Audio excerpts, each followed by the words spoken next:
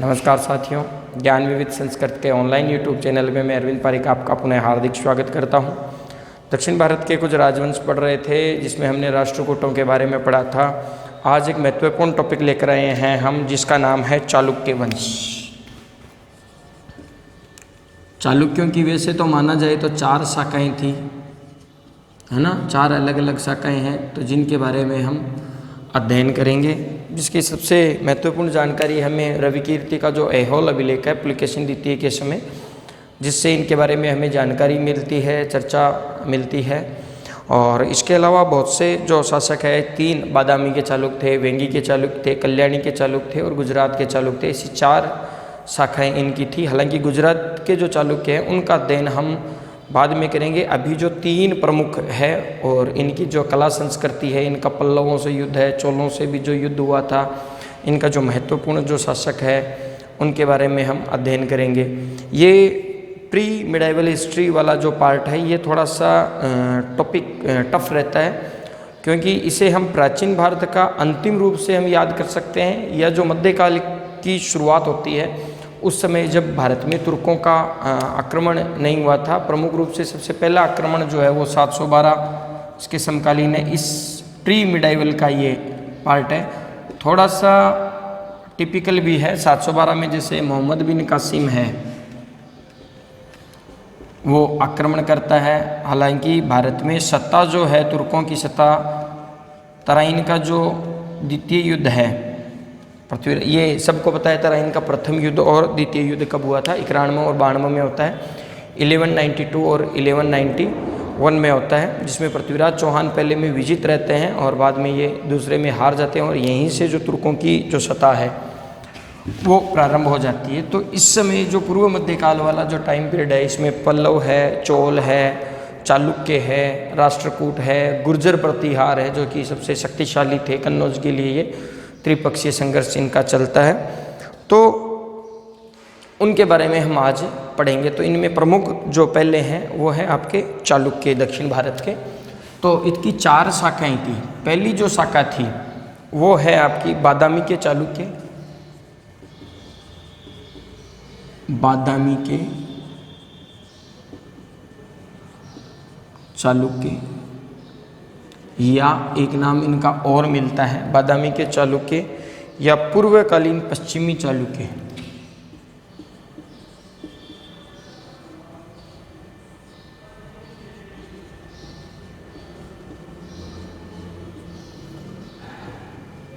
चालुक्य दूसरे हैं वेंगी के चालुक्य। वेंगी कहाँ पर है? आंध्र प्रदेश में है, तो आंध्र भी हम कह सकते हैं के चालुक्य, या पूर्वी चालुक्य। ठीक है, पूर्वी चालुक्य वंश। तीसरा है आपका कल्याणी के चालुक्य,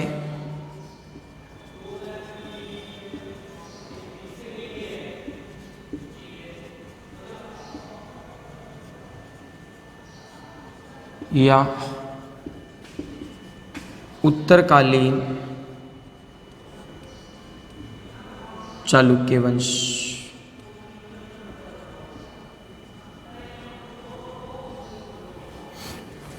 चौथा है अपने गुजरात के चालुक्य।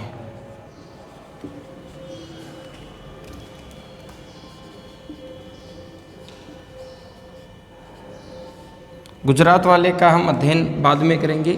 सबसे पहले आज हम इनकी शुरुआत करते हैं। बादामी के जो चालुक्य हैं या पूर्वकालीन जो पश्चिमी जो चालुक्य हैं उनके बारे में हम आज अध्ययन करेंगे। तो आइए शुरुआत करते हैं।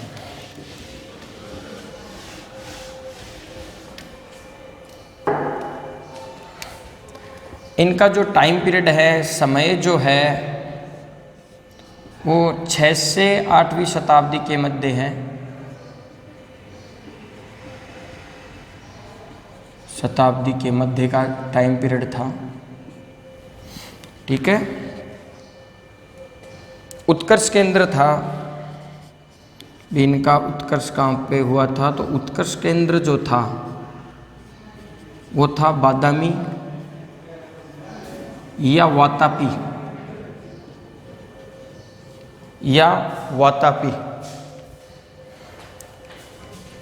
ये है वर्तमान समय की अगर हम बात करते हैं तो कर्नाटक जो है, कर्नाटक का वर्तमान नाम बदलकर कर्नाटका कर दिया गया है, तो कर्नाटक भी हम कह सकते हैं। बादामी जो है या वातापी दोनों एक ही जगह है, तो इनका अन्य नाम जो है कर्नाटक के बीजापुर जिले में है।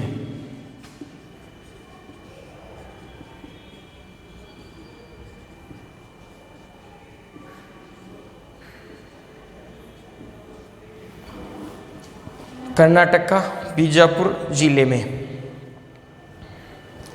अब बात करते हैं संस्थापक। कई किताबों में संस्थापक पुलकेशिन प्रथम को बताया गया है भाई। जैसे गुप्तों की अगर हम बात करते हैं तो गुप्तों का जो संस्थापक जो था वो श्री गुप्त था, श्री माँ लक्ष्मी का नाम है। वैसे ही कई किताबों में आपको जो संस्थापक है वो पुलकेशिन प्रथम मिलेगा, जबकि कई किताब जो है आपकी उपेंद्र सिंह जो है, जो अपने मनमोहन सिंह पूर्व जो प्रधानमंत्री मनमोहन सिंह की पुत्री की किताब आती है दिल्ली यूनिवर्सिटी से, उस किताब का मैं रेफरेंस देता हूँ। उस किताब में जो संस्थापक है वो बताया गया है जय सिंह को, जबकि वास्तविक संस्थापक है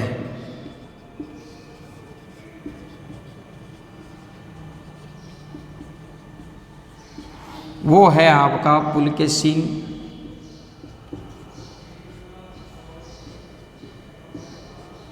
प्रथम को। ठीक है,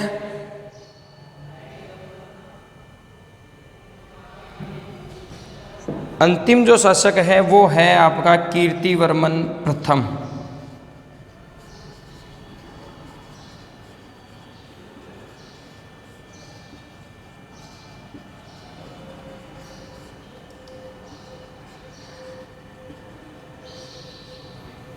कीर्तिवर्मन प्रथम सर्वाधिक समय तक शासन करने वाला शासक है।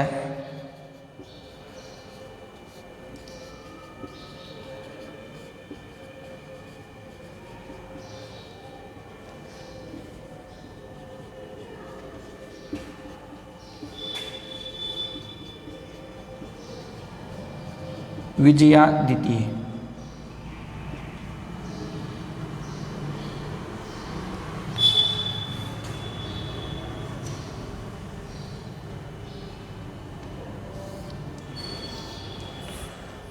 सर्वाधिक समय तक शासन करने वाला शासक है विजयादित्य।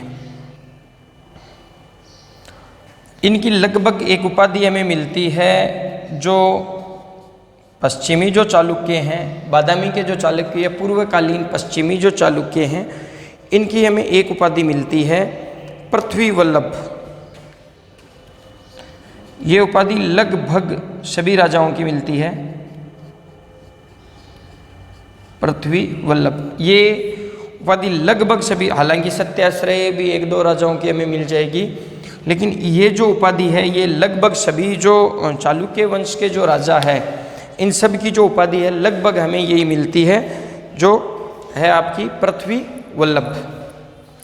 एक बार आप देख लीजिएगा, बादामी के जो चालुक्य हैं या पूर्वकालीन पश्चिमी चालुक्य वंश जो है, जो सबसे पहला है चालुक्य वंशों में, जिसके बारे में हम अध्ययन आज कर रहे हैं, 6वीं से 8वीं शताब्दी के मध्य इनका उत्कर्ष होता है। और उत्कर्ष जो होता है वो बादामी और वातापी होता है। वर्तमान समय की अगर बात करते हैं तो ये कर्नाटक का बीजापुर वाला प्रदेश जो है इसमें आता है। कई किताबों में जय सिंह जो है इसका नाम नहीं दिया गया है, जबकि सीधा का सीधा नाम दिया गया है इन महोदय का। मैं आपको रेफरेंस देता हूं, जो पुस्तक है आपकी मनमोहन सिंह जी की पुत्री, अपने पूर्व प्रधानमंत्री मनमोहन सिंह जी की पुत्री उपेंद्र सिंह की पुस्तक आती है दिल्ली से, पियर्सन पब्लिकेशन से।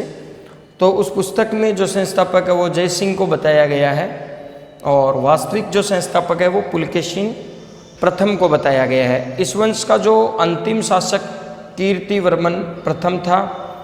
सर्वाधिक समय तक शासन करने वाला जो शासक था वो विजयादित्य था। और जबकि जितने भी ये शासक हुए हैं वो ये उपाधि धारण करते हैं, कौन सी? पृथ्वी वल्लभ। ठीक है, अब इनकी बात करते हैं राजधानी।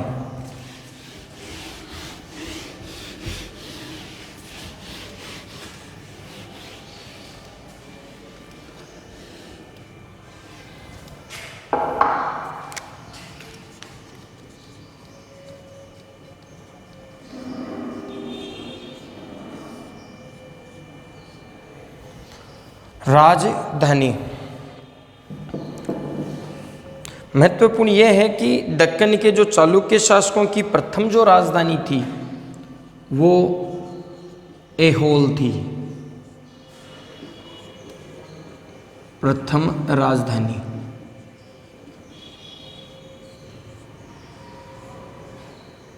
कहाँ थी? ऐहोल थी। लेकिन जब उनका राजनीतिक उत्कर्ष हुआ, इनका जब राजनीतिक उत्कर्ष होता है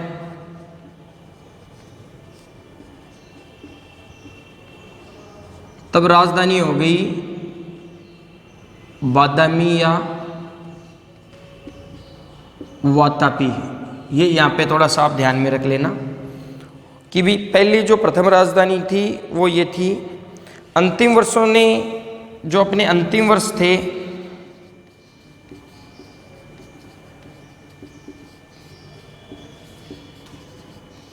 इनकी राजधानी हो जाती है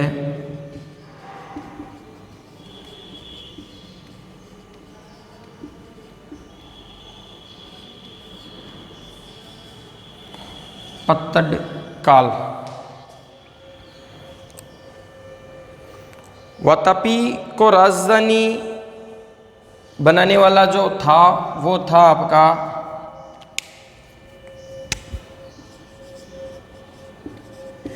पुलकेशिन प्रथम। इस वंश का वास्तविक जिसे हम संस्थापक कह सकते हैं वो। ठीक है, और कीर्तिवर्मन प्रथम जो है उसको वातापी का प्रथम निर्माता कहा जाता है।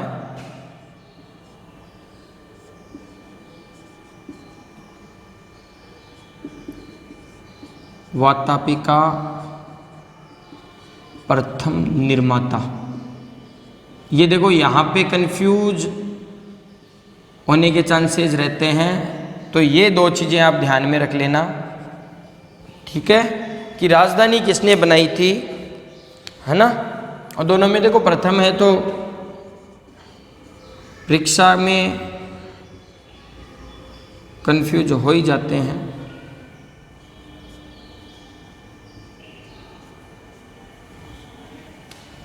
ये राजधानी वाला मैटर था, यहाँ तक हमने पढ़ लिया था। सबसे पहली जो राजधानी थी वो थी ऐहोल। जब बादामी के चालुक्यों का राजनीतिक उत्कर्ष हुआ तब इन्होंने अपनी राजधानी बनाई वातापी। वातापी को राजधानी बनाने वाला जो व्यक्ति था वो था पुलकेशिन प्रथम। और वातापी का जो प्रथम निर्माता जिसे हम कह सकते हैं वो है आपका कीर्तिवर्मन प्रथम। अंतिम दिनों में अपनी जो राजधानी ये बनाते हैं वो है पत्तडकाल। इसका आप स्क्रीनशॉट ले सकते हो या लाइन टू लाइन आप लिख सकते हो। यहाँ से क्वेश्चन लगभग आता है। ठीक है,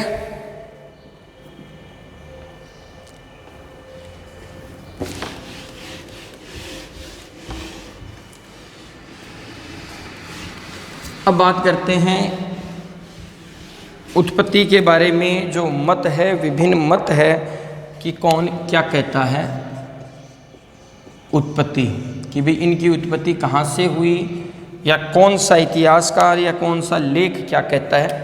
तो सबसे पहले एक प्रमुख इतिहासकार हुए हैं, हालांकि ये मार्क्सवाद से ये विडंबना है अपने भारतीय इतिहास की। ये अपने भारतीय इतिहास की एक विडंबना है कि आज भी अपना जो भारतीय इतिहास जो है उस पर मार्क्सवाद प्रभावी है। बहुत सारी चीज़ें जो है वो स्किप कर दी गई है, बहुत सारे जो राजा है उनके बारे में नहीं बताया गया है और अन्य राजाओं के बारे में और अन्य की तुलना जो है अलग से की गई है।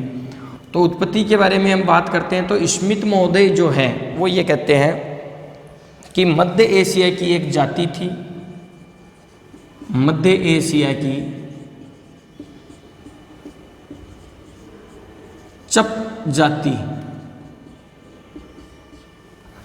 यानी चालुक्यों की जो उत्पत्ति है वो मध्य एशिया की चप जाति मानते हैं।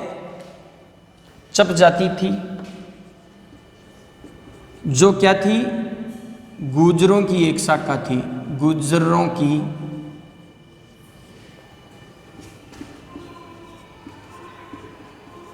एक शाखा थी।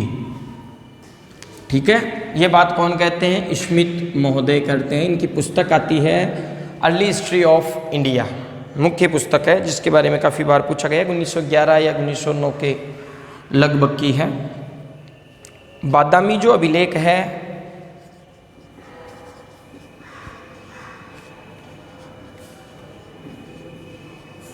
बादामी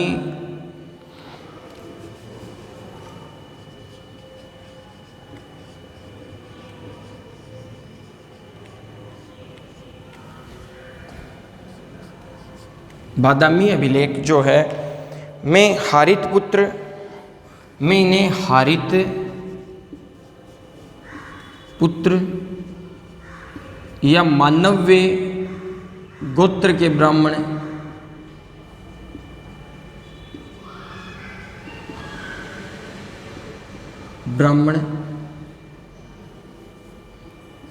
माना है। बादामी अभिलेख में गोत्रीय ब्राह्मण माना है, या तो हारित पुत्र, हारिती पुत्र या मानव्य गोत्र के ब्राह्मण माना है। चालुक्य एक अन्य अभिलेख हमें मिलता है ऐहोल अभिलेख,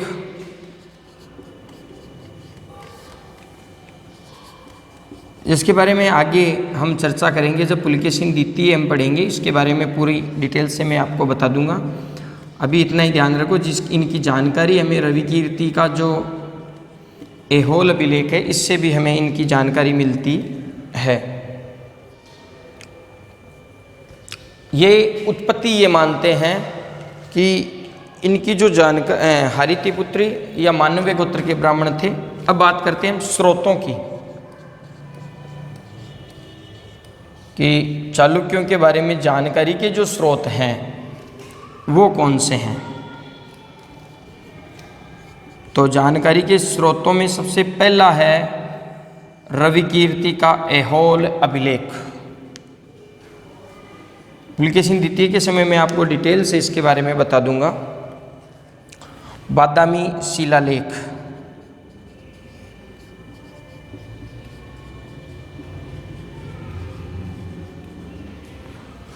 शिलालेख,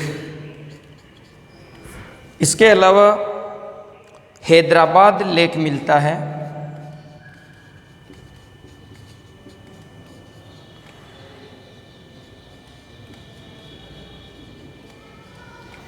हैदराबाद जो लेख मिलता है इसमें पुलकेशिन द्वितीय को परमेश्वर कहा गया है।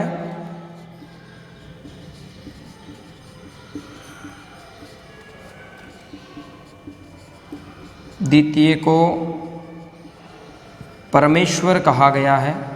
परमेश्वर भगवान शिव का जो उपासक होता था उसे कहते थे, और सैकड़ों युद्धों का विजेता कहा गया है। जैसे समुद्रगुप्त को कहा गया है, राणा सांगा को कहा गया है युद्धों का विजेता।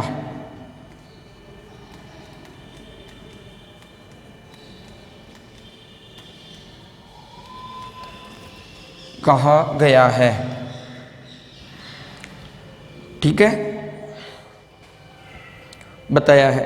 एक है बीजापुर का महाकूट स्तंभ लेख,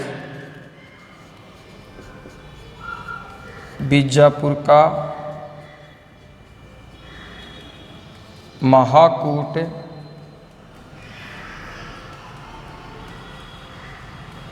स्तंभ लेख। ऐहोल अभिलेख जो था वो रवि कीर्ति का है, हालांकि इसके बारे में हम आगे चर्चा कर लेंगे। बादामी शिलालेख में इनके स्रोतों की जानकारी मिलती है। हैदराबाद अभिलेख में पुलकेशिन जो द्वितीय है इसको परमेश्वर यानी ये शिव का उपासक था, ये तो तय है बात।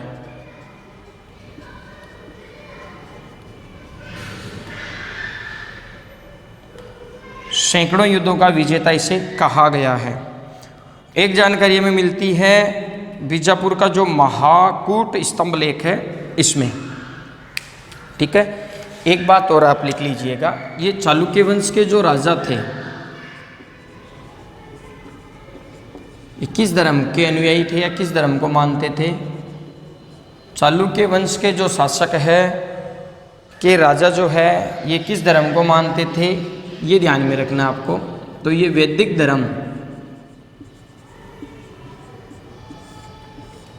को मानते थे, राजा वैदिक धर्म को मानने वाले थे, ठीक है। एक चीज और बच गई है, डस्टर नहीं मिल रहा है। स्रोतों में ये तो थे आपके अभिलेख, एक हमें मिलता है विदेशी यात्रियों का विवरण। तो विदेशी यात्रियों का जो विवरण है जिसमें सबसे इम्पोर्टेंट हमें दो मिलते हैं, एक तो मातवाली, दो चीनी यात्री मिलते हैं विदेशी स्रोतों में। विदेशी यात्रियों का विवरण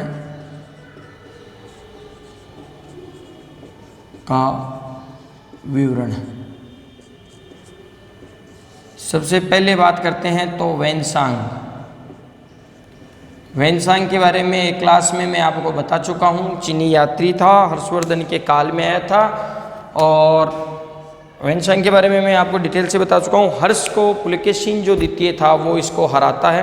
पुलकेशिन द्वितीय को ये महान शासक बताता है और इससे भी हमें जानकारी मिलती है। तो वेनसांग जो है वो ये कहता है कि पुलकेशिन द्वितीय के साम्राज्य में ये आया भी था। पुलकेशिन द्वितीय के साम्राज्य में आया था। ये कहता है महोलोच, ए भी आता है, कईयों में महालोच भी आता है, महोलोच, लच भी आता है, ए भी आता है। यानी महाराष्ट्र के जो शासक थे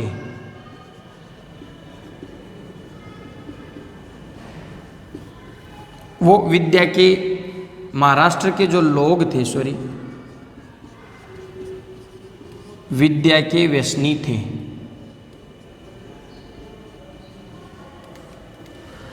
आज भी देख लो, विदर्भ जो जहाँ पर लाल मिट्टी होती है वहाँ के लोग बड़े बुद्धिमान भी होते हैं, और महाराष्ट्र में जैसे विदर्भ वाला जो प्रदेश है वहाँ पे लाल मिट्टी होती है। वो मिट्टी का ही एक कारण होता है, मिट्टी को भी हम मान सकते हैं एक रीजन मानिए तो।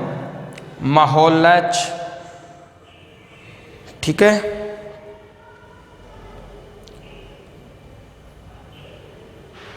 ये कहता है कि यहाँ के जो चालुक्य वंश के जो लोग थे वो विद्या के वसनी थे, और जो शासक थे वो बड़े वीर थे आप लोगों की तरह। एक आता है ईरान का, एक यात्री आता है ताबरी। ताबरी से याद रख लेना आप, ताबरी, छोटे बच्चे बहुत ज़्यादा होते हैं तो ताबरी कहते हैं ना, ताबरी ईरान का इतिहासकार होता है।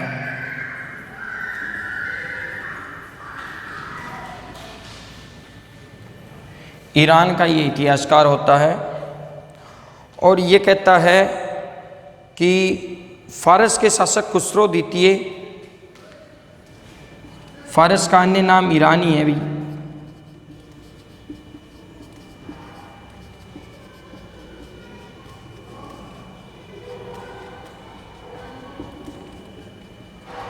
खुसरो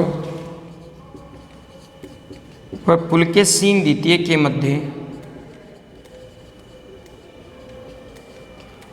मध्य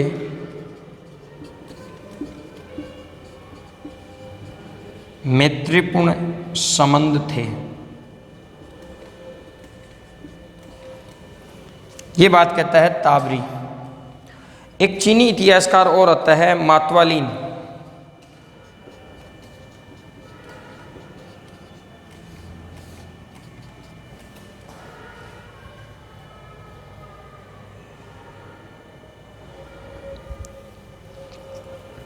ये कहता है कि दो अंतिम रूप से ये दो राजा होते हैं, विनयादित्य और विजयादित्य।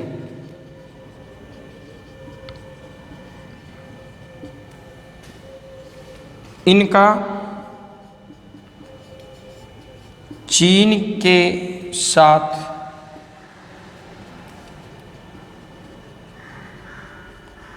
सांस्कृतिक संबंध थे। वर्तमान समय में तो कोरोना देकर सबको बर्बाद ही कर दिया है चीन ने। तो ये मातवालीन ये कहता है कि विनयादित्य और विजयादित्य इन राजाओं का चीन के साथ सांस्कृतिक संबंध थे। ठीक है। अब हम दो प्रमुख जो दो राजा है उनके बारे में देख लेते हैं, फिर पुलकेशिन प्रथम जो वास्तविक जो संस्थापक है उसके बारे में अध्ययन करेंगे। ये था विदेशी यात्रियों का विवरण। देखो विदेशी यात्रियों के विवरण में विदेशी यात्रियों के विवरणों में हम तीन ही व्यक्तियों को याद रखेंगे। वेनसांग ये कहता है कि महाराष्ट्र के जो लोग थे वो विद्या के व्यसनी थे और यहाँ के जो यानी महाराष्ट्र के जो शासक थे वो बड़े ही वीर थे। दूसरा आता है ईरान का एक या फारस का एक यात्री आता है ताबरी। तो ताबरी ये कहता है कि जो खुसरो था वहाँ का जो शासक था, खुसरो और पुलकेशिन द्वितीय के बीच जो है मित्रतापूर्वक संबंध थे। तीसरा जो होता है आपका मातवालीन, ये कहता है विजयादित्य और विनयादित्य जो दो शासक थे इनका चीन के साथ सांस्कृतिक संबंध थे। इस प्रकार ये हमें इसकी अभिलेखों से और विदेशी यात्रियों के विवरणों से हमें इनके बारे में स्रोतों से हमें जानकारी मिलती है। इसके बारे में हम आगे की जो कक्षा है उसमें हम जो प्रमुख इसके संस्थापक है, दूसरा प्रमुख शासक है, महत्वपूर्ण जो शासक है उनके बारे में अध्ययन करेंगे। तब तक के लिए धन्यवाद।